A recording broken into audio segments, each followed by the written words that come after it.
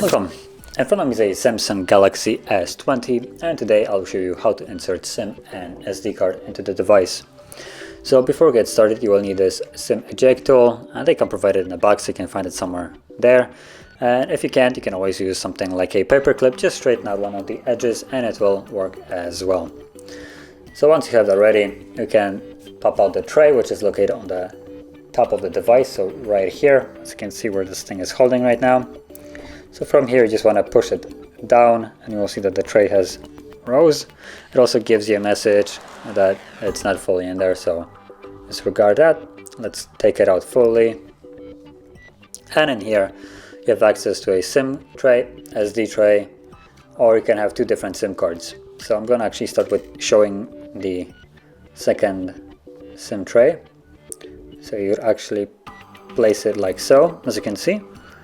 That is instead of the memory card, because you actually have a dedicated SIM tray right next to it, right here. So that's what I'm going to use. So that's the one, and then I just dropped the SD card. Okay, there we go. So from here you can pop in the SD tray or SD card like so. Make sure that both of them are laying flush on the tray, as you can see right now. They kind of clip in there so they don't actually fall out.